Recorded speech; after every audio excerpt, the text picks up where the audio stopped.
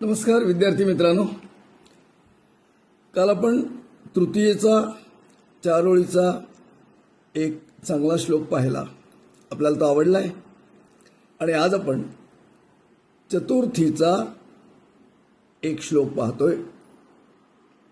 चतुर्थीच्या श्लोकामध्ये 3ऱ्या ओळीला नव्हे 4थ्या ओळीला त्रिलोकी तिलकः स एव अशी जी ओळ आली आहे ती लोकमान्य टिळकांकरता आहे.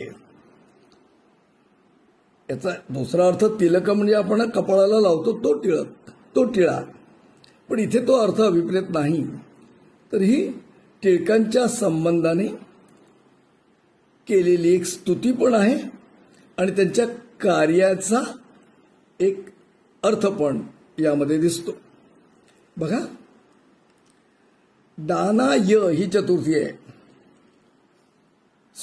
सुकृताय ही चतुर्थी आहे, सुखवर्धनाय ही चतुर्थी आहे, परावबोधाय ही चतुर्थी आहे.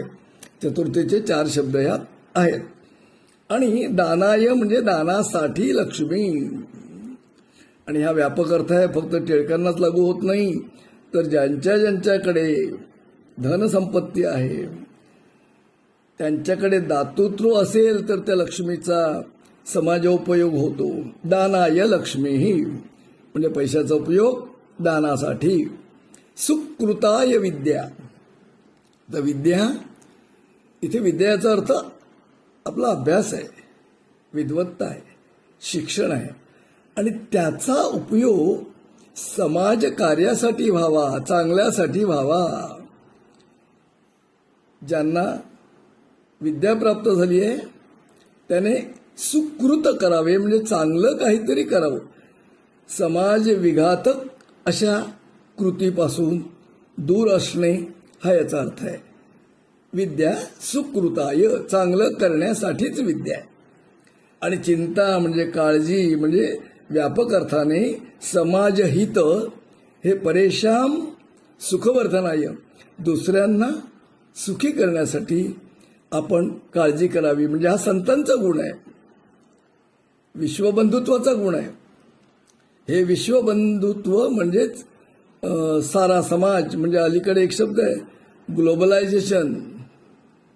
सगळं जग हे खेडं झालंय आणि त्या खेड्यातल्या सगळ्यांना सुखी करण्याचं काम विज्ञानाने करायचं आहे. ती विद्यावरती सांगितलेली आहे.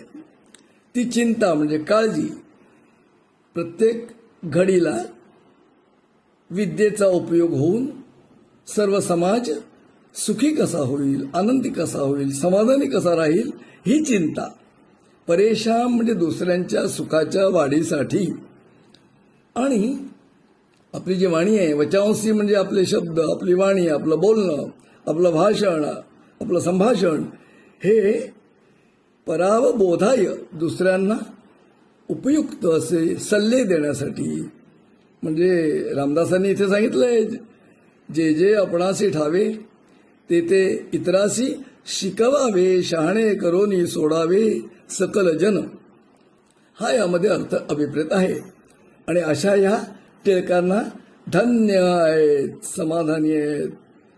त्रिलोकी, हा स्त्री आहे, तो स्त्री नसून धन्य त्रिलोकी हा इथे एक समास झालेला आहे, संधी झालेला आहे. धन्य त्रिलोकी तिलकः स एव, तोच धन्य, तोच समाजाला टिळक आहे. म्हणजे दुसरा अर्थ घेतला तर तो समाजाला ललामभूत आहे. असा माणूस जो लक्ष्मी दानासाठी वापरतो, विद्या चांगलं करण्यासाठी वापरतो, काळजी समाजाच्या सुखाची घेतो, आणि आपलं बोलणं समाजाच्या फायद्यासाठी करतो, किंवा भाषणे देतो, संभाषणे देतो, कीर्तने करतो, प्रवचने देतो आणि समाजाला प्रगल्भ करतो. अशी माणसं धन्य आहेत.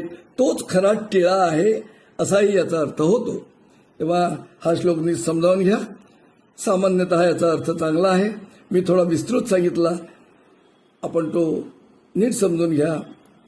परीक्षेला आला तर त्यातला सामान्य स्वरूपाचा अर्थ लिहा. मी दिलेली उदाहरणे वगैरे देण्याची गरज नाही. नमस्कार.